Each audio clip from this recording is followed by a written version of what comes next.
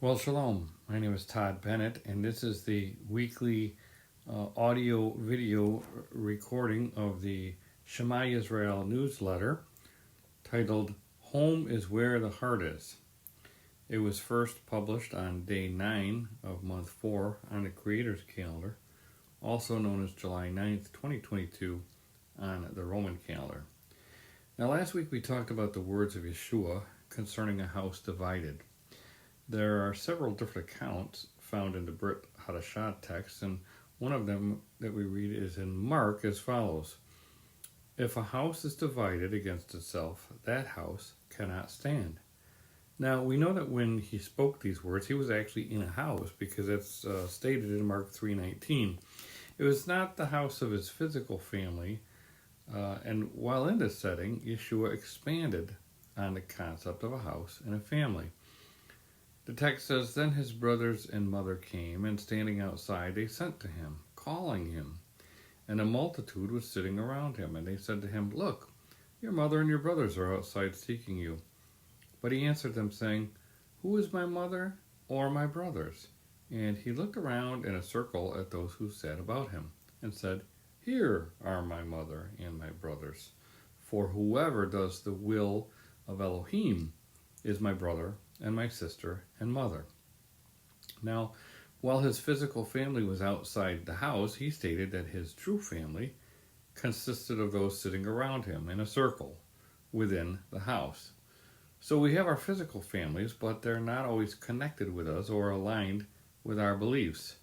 When we join the covenant with Yahweh, we have a new family, which may or may not include our physical family. Do you recall our discussion last week on swords? Yeshua not only told his disciples to buy a sword, well, he also stated that he came with a sword. He says, Do not think I came to bring peace on earth. I did not come to bring peace, but a sword. For I have come to set a man against his father, a daughter against her mother, and a daughter-in-law against her mother-in-law. And a man's enemies will be those of his own household.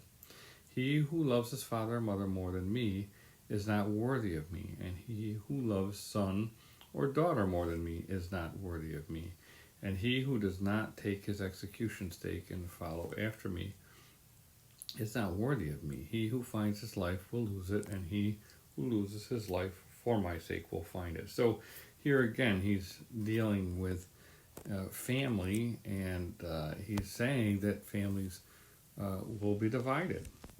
And so this is not necessarily a message of unity regarding families, but showing that you've got to prioritize your faith and your belief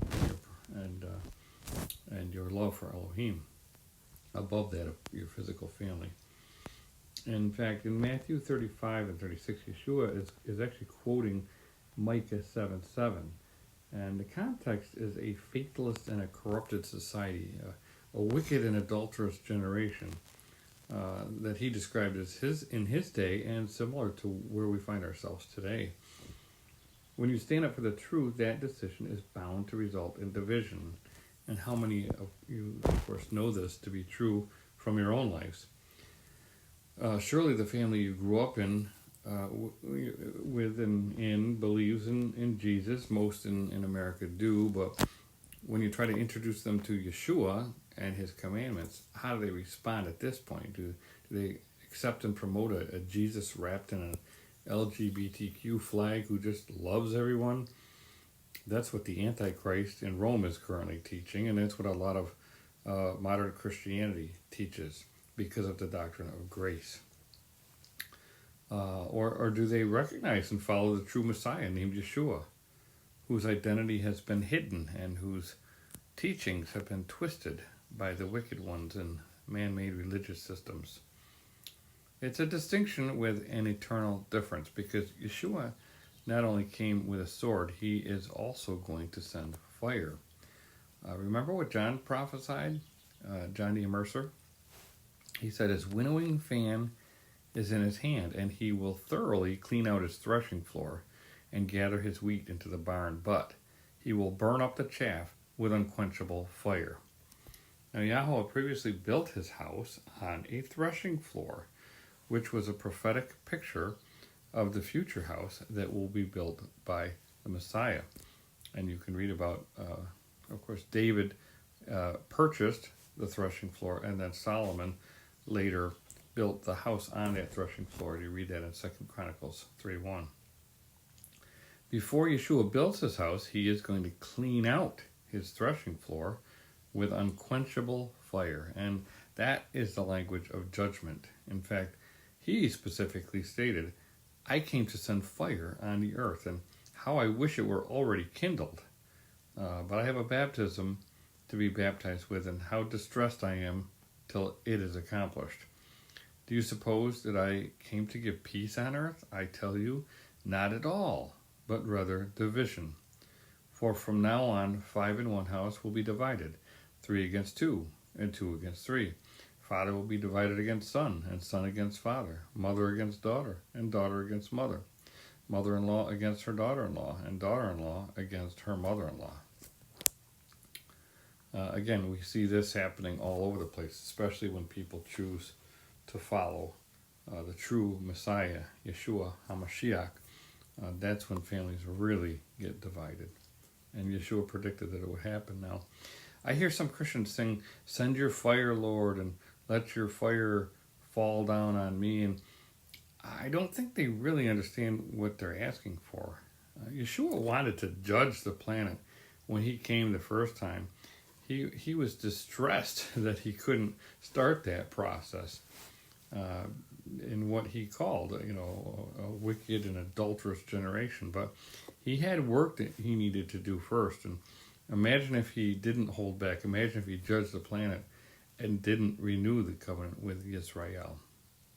We would be in a very bad position right now. But thankfully, he did not judge, but he had mercy.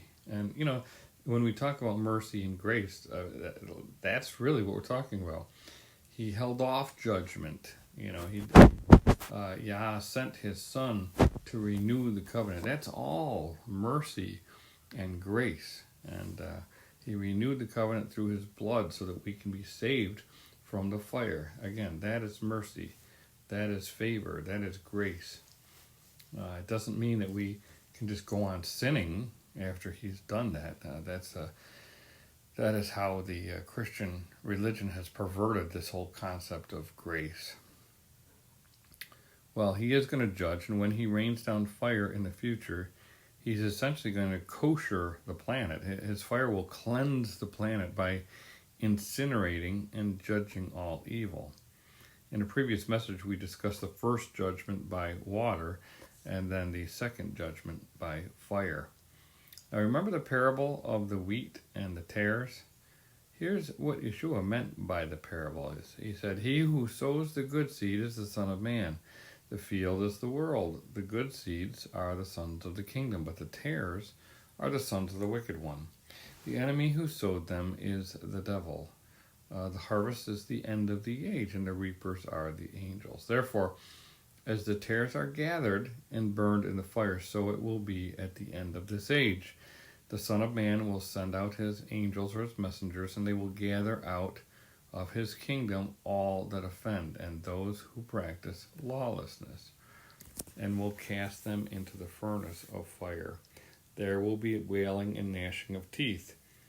Then the righteous will shine forth as the sun in the kingdom of their Father. He who has ears to hear, let him hear. So this is a lot different than what modern Christianity has taught about, being left behind and all that.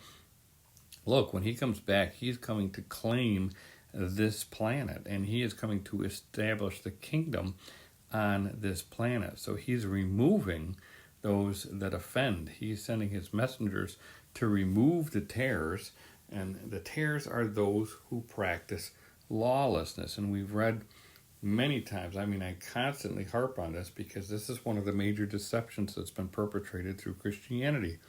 The doctrine of grace has promoted lawlessness, and people think they can continue to be lawless because they're under grace.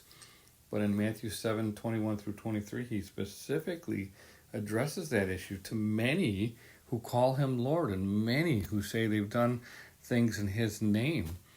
And they think that they are in a right relationship with him because of the things they are doing. But he says, essentially, you haven't done the will of the Father. You practice lawlessness, and as a result, I never knew you, so depart from me. And here he's saying what happens to those who practice lawlessness, who he tells to depart from them. And it's not a pretty picture. It involves fire. So the tares will be taken and burned, and the key is to be left behind and gathered into the house, like wheat into the barn. The fire destroys and purifies like a refiner's fire. So you'd better be filled with the gold and silver of righteousness that Malachi refers to in Malachi 3:3. You better have something that can sustain the fire. The works of lawlessness are likened to wood, hay, and stubble. They will not endure the fire. So, contrary to the Jesus presented by Christianity, who promotes peace and love, Yeshua the Messiah spoke words of judgment and division. He did not speak words that unified families. He was prophesying that families would divide because of him. As a result, we want to make sure that we're in a family defined and represented by Messiah, because he will be vouching for us before his Father. Matthew 10:32 through 33 says, "Therefore, whoever confesses me before men, him I will also confess before my Father who is in heaven. But whoever denies me before men, him I will also deny before my Father who is in heaven." So again, if you're confessing a Jesus, a lawless Jesus that promotes lawlessness, you're not confessing the proper Yeshua before men, and therefore Yeshua is not going to confess you before the Father. So you better get your relationship with him straightened out. You better get your understanding of him straightened out, and then you better confess the true Messiah before men. And I pray that Yeshua confesses us all before the Father. But it's really no secret. He will only confess those who he knows, the wheat that he gathers into his barn. His words are very, very clear if you focus on his words in the scriptures. And you must be among those surrounding him in the house, not those who are outside the house claiming to be related to him. And of course, this blows the argument of the Jewish people right out of the water. They claim that the covenant land belongs to them simply because they can prove that they are Jewish, whatever that means. In my previous teaching series on the Israel dilemma, we talk about that fluid and obscure definition of a Jewish person. Well, the true test is whether he knows you. And his family consists of his sheep, those who hear his voice and Shema. They listen and obey. He told the Yahudim in Jerusalem, "You do not believe because you are not of my sheep. As I said to you, my sheep hear my voice, and I know them, and they follow me." Now remember the words that the Father spoke on the mountain to Peter, James, and John when Peter was suggesting that they build 3 sukkahs for Yeshua, Moses, and Elijah on the Mount of Transfiguration. We read, "And a voice came out of the cloud saying, 'This is my beloved Son. Hear him.'" In other words, he was saying Shema. The Father instructed us to listen to Yeshua. He previously told Moses that he would send a prophet like him and that we should listen to him. In Deuteronomy 18 through 19, we read, "I will raise up for them a prophet like you from among the brethren, and I will put my words in his mouth, and he shall speak to them all that I command him. And it shall be that whoever will not hear my words, which he speaks in my name, I will require it of him." Now Yeshua came in the name of Yah and spoke on behalf of his Father. Yeshua said that only those who do the will of the Father will be in the kingdom. And he specifically stated that he does not know those who practice lawlessness. In other words, those who disobey the commandments. Now, it's really very simple, as I said. So it's important to know and understand who your family is. A house divided results in new and different houses. A house of 5 will turn into a house of 2 and a house of 3. two houses. Now, this is an interesting subject for me, as my family has converged in New York to pack up and move out of our house of many years. We finally have a signed contract, and our closing date is scheduled for the end of the month. All praise be to Yahweh. Thank you all for your prayers, and please continue to keep us in your prayers as we finish up the process. And as we pack up a bunch of stuff, I'm amazed at all the junk that has amassed in the cupboards, cabinets, closets, and drawers over the years. And sifting through all of the accumulation, we find little nuggets of photos and things from the past that jog certain fond memories. And I can see the sadness in my children as they reminisce about the past where they grew up. While my family called this cedar structure a home for around 25 years, we also had a lot of memories elsewhere, which prompted my daughter to rhetorically posit, what is a home? And that's an important question to consider, especially if you claim to belong to the house of Israel or the house of Judah. As we looked at pictures of our travels throughout the world and in our RV, it was clear that while the structure in New York may have been our home base, it was definitely not the only place we called home. The answer to the question of what is a home distilled down to the fact that home was where our family was, together, unified around Yeshua. Our home is wherever Yeshua leads us, wherever he wants us to be. And ultimately, our home will be in the covenant land. Currently, we're dwelling in sukkahs, and the word sukkah is a temporary dwelling. And so we're dwelling in temporary dwellings and temporary locations until he gathers us home. And the question is that your definition of a home?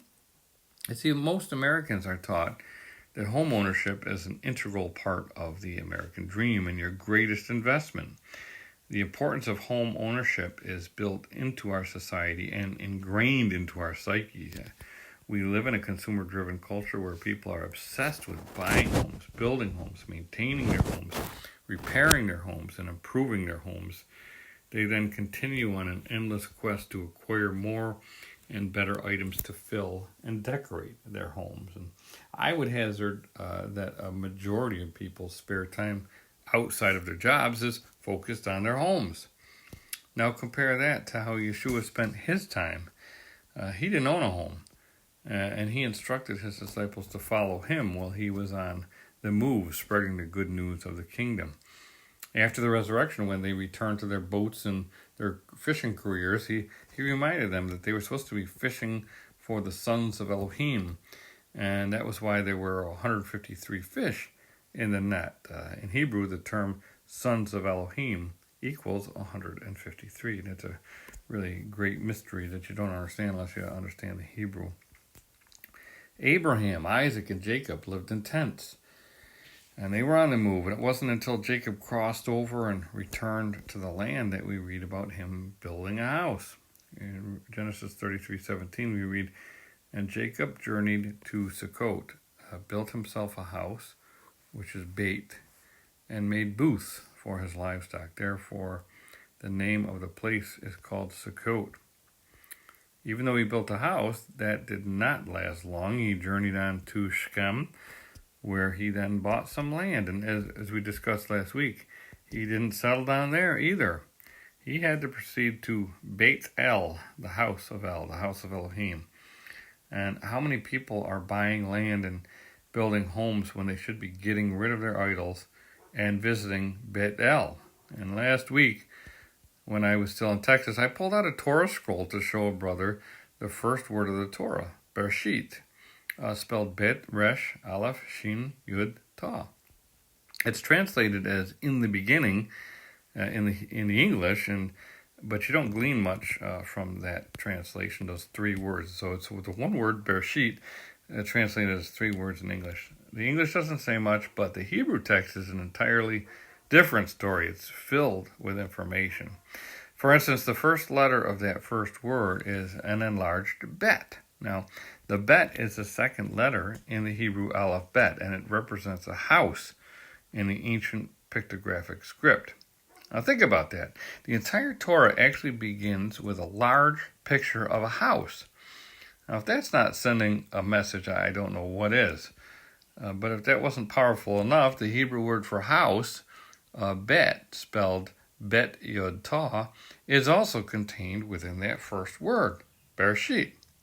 So clearly a house is important. It's just a question of which house. Well, look no further than the second letter of that first word, Resh. So the letters bet, Resh literally mean house head and form the word bar. The Hebrew word bar means son, and the head of the house would be the firstborn son. So we want to be in his house, the house built by Elohim, the house of the firstborn son.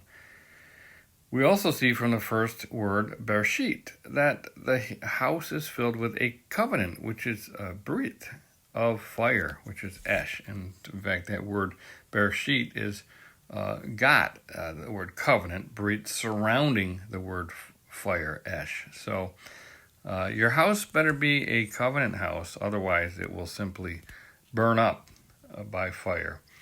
And that brings us back to the family. The family of Elohim consists of those in covenant with him. His people are called Yisrael, not the Christian church.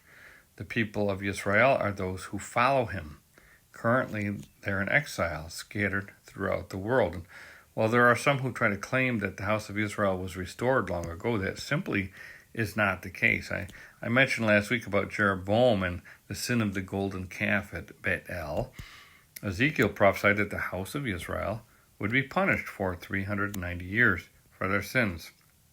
We read in Ezekiel 4:4-5, lie also on your left side and lay the iniquity of the house of Israel upon it. According to the number of the days that you lie on it, you shall bear their iniquity. For I have laid on you the years of their iniquity according to the number of days.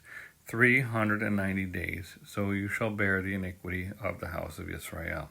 So Ezekiel, he laid on his left-hand side for 390 days. I mean, that's over a year long. He physically laid there for people to watch him and observe the punishment that Yah planned for the house of Israel. Now, we know that the house of Israel was removed by the Assyrians around 721 BCE, which means that we would be looking for a return around 331 BCE. When that 390 years was up, we'd expect to see the house of Israel then return. Well, that didn't happen. There was no regathering of the scattered lost sheep. In fact, this was the time when Alexander the Great defeated the Persian Empire and Hellenized the land, which later fell under Ptolemaic rule until the Hasmonean revolt. And that means the punishment was extended, as Moses foretold in Leviticus 26. That portion of the Torah details an important principle and establishes the fact that the punishments rendered by Yahweh would be multiplied 7 times if the people refused to turn and obey. Now remember that the house of Judah was exiled by the Babylonians for their sins, and according to Jeremiah, that exile would last for 70 years. Jeremiah 25:11 says, and this whole land shall be a desolation and an astonishment, and these nations shall serve the king of Babylon 70 years. And Jeremiah 29:10 said, for thus says Yahweh, after 70 years are completed at Babylon, I will visit you and perform my good towards you and cause you to return to this place. Well, when the 70-year exile period was coming to an end, we find Daniel seeking an answer regarding the fulfillment of Jeremiah's prophecy. In Daniel 9:1-2, we read, in the first year of Darius, the son of Ahasuerus, of the lineage of the Medes, who was made king over the realm of the Chaldeans, in the first year of his reign, I, Daniel, understood by the scrolls the number of the years specified by the word of Yahweh through Jeremiah the prophet, that he would accomplish 70 years in the desolations of Jerusalem. I urge you to read how Daniel prayed and repented with fasting and sackcloth and ashes on behalf of the house of Judah. Further on in Daniel 9:3-20. Now, so we don't see any evidence of this type of conduct from the house of Israel. Indeed, they assimilated into the nations during their exile and completely lost their identity, exactly as Hosea had prophesied in Hosea 1. The house of Israel failed to repent and obey after the 390 years had expired. As a result, their punishment was multiplied 7 times to 2,730 years. And that's why we read about Yeshua coming for the lost sheep of the house of Israel. They were still lost when he walked the earth. In fact, their punishment did not end until around the year 2009, give or take some years, due to the fact that there were multiple Assyrian exiles. In other words, the Assyrians didn't remove them all at the same time. It was a series of exiles. Some believe around 7. The question is whether you, like Daniel, have been praying about this matter. Has anybody been praying about this matter? When's the last time you repented for the sins of your forefathers and sought the end of the punishment over the house of Israel? When was the last time that you sat fasting in sackcloth and ashes? Now, I'm serious. I mean, that's what our forefathers did to express their humility. Are we better than them? Just because we live in a more modern era doesn't mean that we approach Yah any differently. Here's another question. Do you even want to return to the land? From my experience, most people don't. They are comfortable in Babylon. And just like most of the Yahudim who failed to return after the 70-year exile period was over, maybe a visit someday when things calm down, but right now it's just too dangerous. And that's what I hear all the time, and I find it simply amazing. Imagine if there were actual giants roaming the land as in the days of Abraham. Remember that Abraham's father, Terah, was originally called out of Babylon, but he stopped short in Haran. I wonder if he feared the giants, like the first generation of Israelites that left Egypt and were afraid of the giants. Well, that's a clear demonstration of the difference in faith taught by Christianity and the faith required by Elohim for those who will dwell with him. If this generation refuses, Yahweh will use the next generation. If you're too rooted in Babylon to follow him, he will simply bypass you. He'll let you die in Babylon or the wilderness. But what about grace? I can hear the Christians protesting now. Well, Yahweh is definitely long-suffering, but he's not going to change his plan for you. You need to align yourself with him. Most Christians, though, they want to go to heaven, but that's not the future that their Bibles describe. They fail to understand that there is a specific land attached to the covenant promises. The land is real. It's not a metaphor. And the covenant that was renewed and made great by the blood of Yeshua HaMashiach includes that land. And we just previously talked about he's coming to claim that land.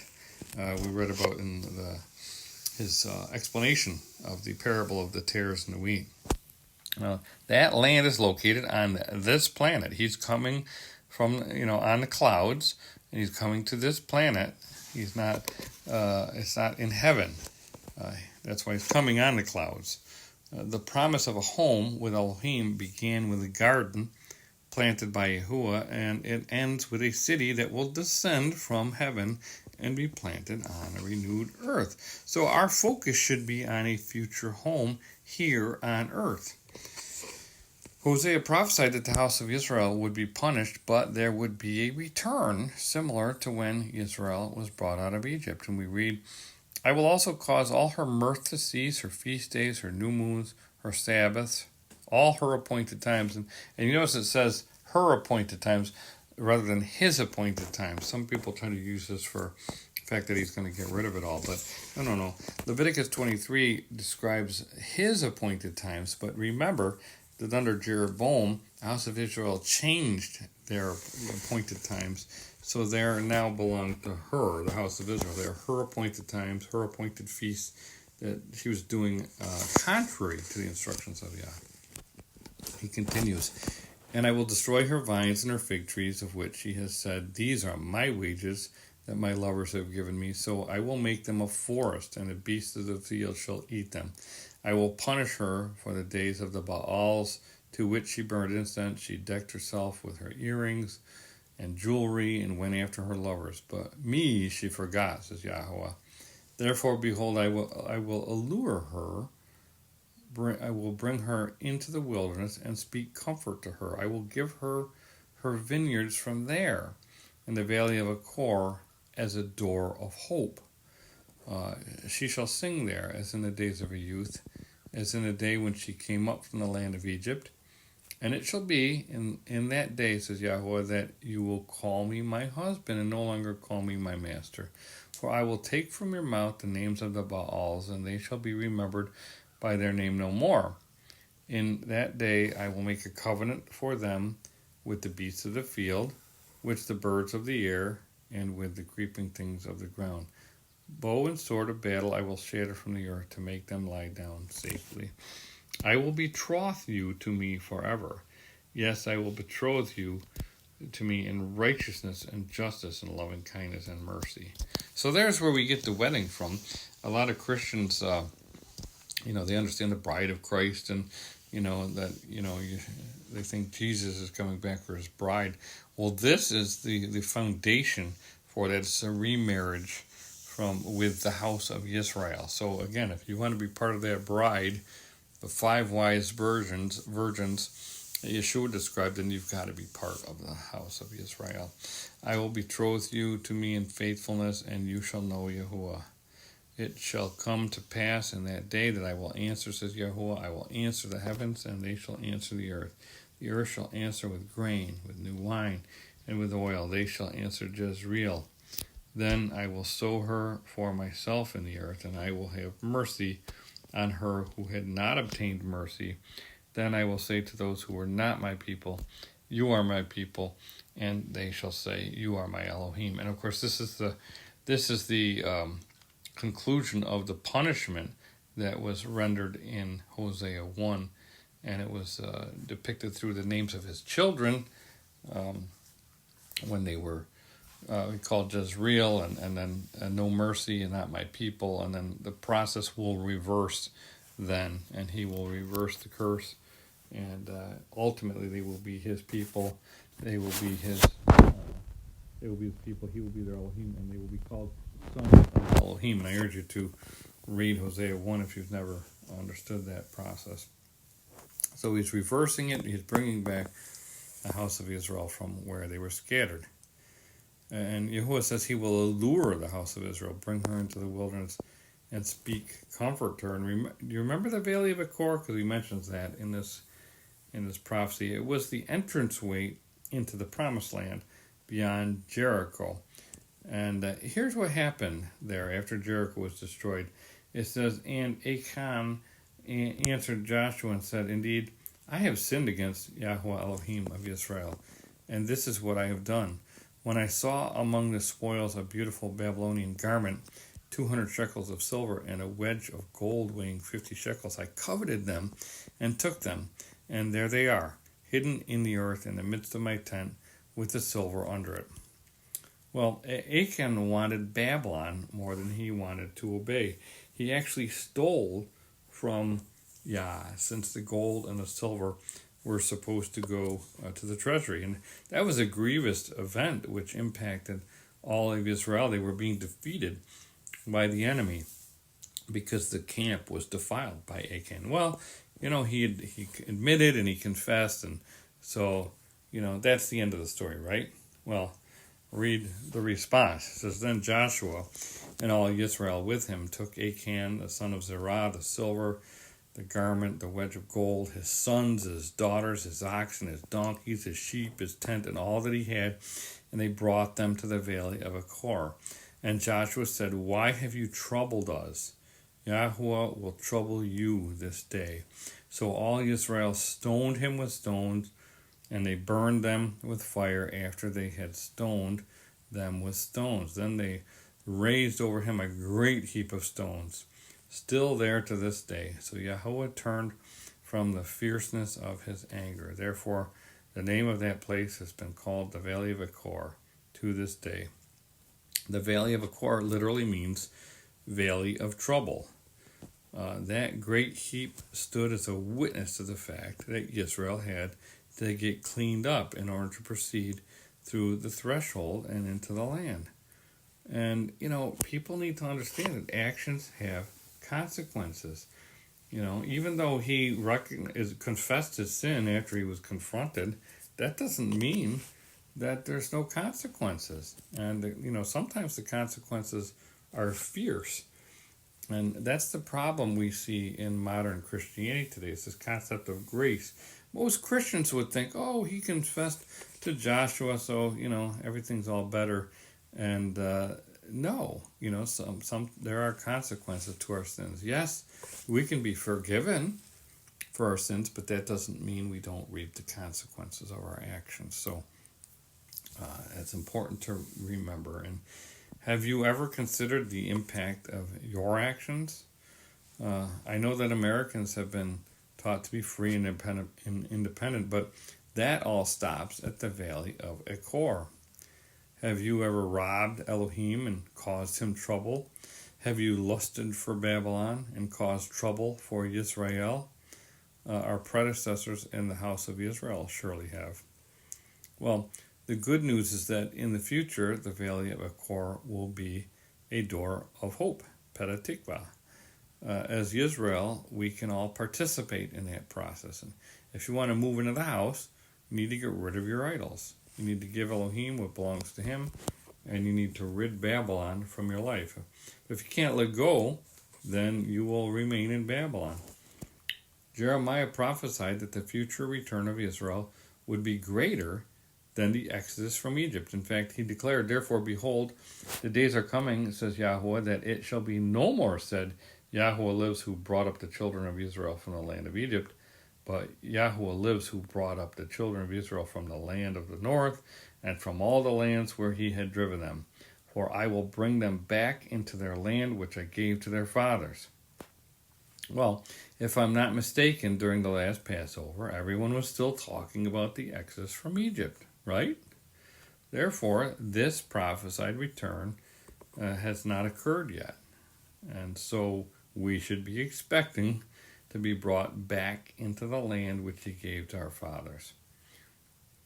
Now, this is no surprise, because before his promised return, Israel would be in seclusion for a long time. So, it's been a long time, but that's no surprise, because that's what was prophesied in Hosea 3. It says, for the children of Israel shall abide many days without king or prince, without sacrifice or sacred pillar, without ephod or teraphim. Afterward the children of Israel shall return and seek Yahweh their Elohim and David their king. They shall fear Yahuwah and his goodness in the latter days.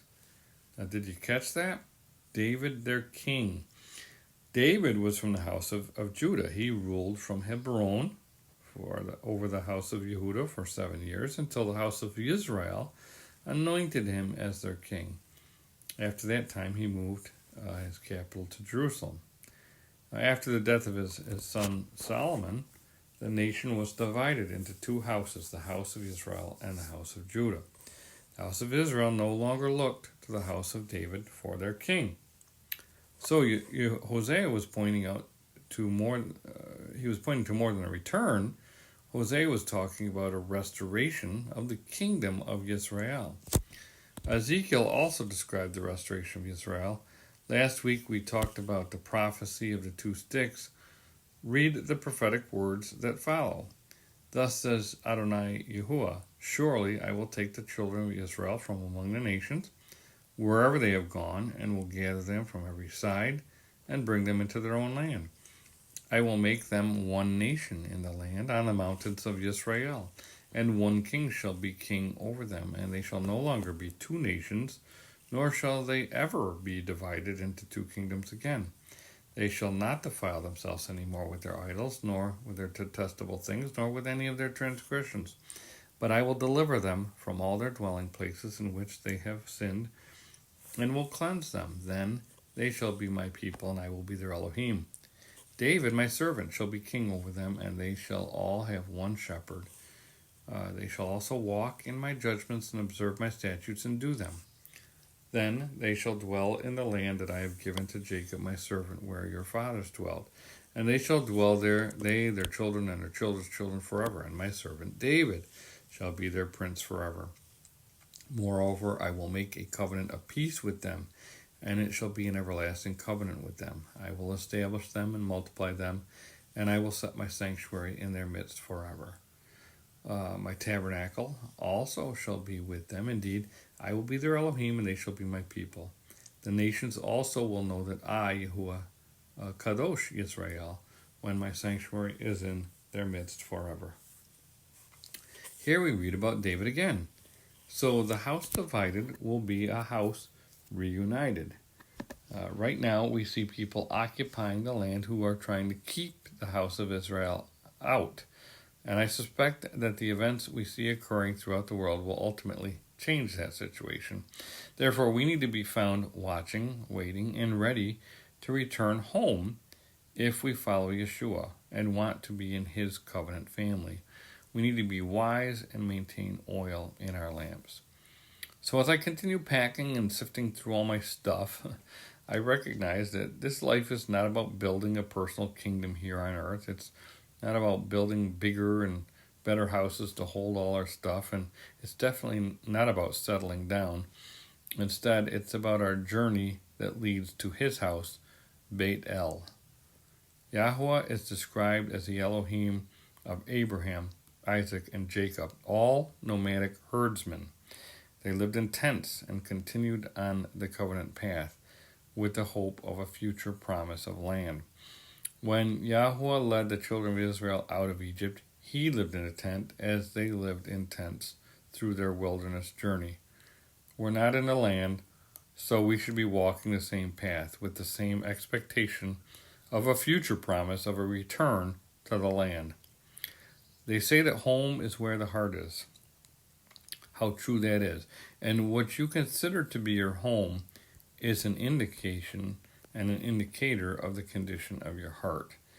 You must have a circumcised heart, free from the lusts of Babylon, in order to enter through the door of hope into the house of Elohim. Barakot, my name is Todd Bennett from Shema Israel. Shalom.